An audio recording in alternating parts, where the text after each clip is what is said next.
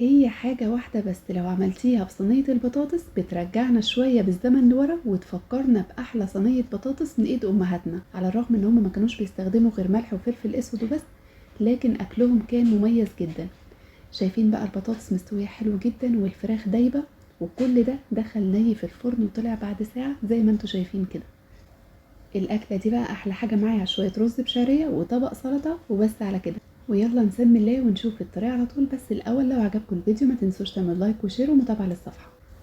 هنجيب طبق هنحط فيه معلقة ملح صغيرة، ربع معلقة فلفل اسود وكمون وكزبرة وشوية شطة صغيرين، ونقلبهم كلهم في قلب بعض بالشكل ده. وناخد معلقة كبيرة من البهارات دي في الصينية اللي هندخلها الفرن. هننزل عليها بصلتين مفرومين ناعم، وندعك البصل مع البهارات كويس جدا بالشكل ده. المية اللي بتنزل من البصل مع دعكة البصل دي بتخلي طعم البطاطس حلو جدا. ودي التركاية اللي بتظبط صينية البطاطس وبتميزها جدا عن اي صينية بطاطس تانية.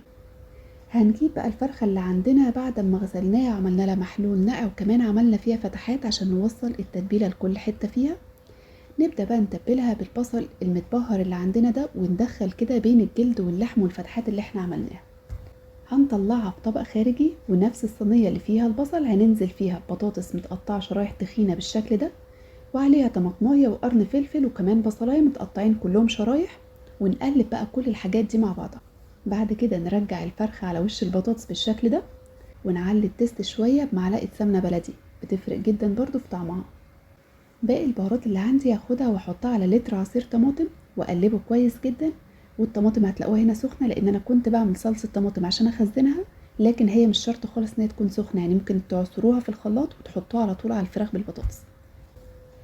ورشة فلفل اسود على الوش ومعاها معلقة زيت، وبعد كده نجيب ورقة زبدة وعليها ورقة فويل، نقفل الصينية كويس وندخلها الفرن على اعلى درجة حرارة لمدة ساعة الا ربع. بعد كده بنشيل ورق وبنشوفها، لو استوت بنشيل الورق خالص ونشغل الشواية لمدة ربع ساعة كمان لحد ما تاخد اللون اللي انتوا شايفينه ده. وبس على كده بتطلع معانا احلى والذ صينية بطاطس ممكن تجربوها. لو عجبكم الفيديو متنسوش تعملوا لايك وشير ومتابعة للصفحة.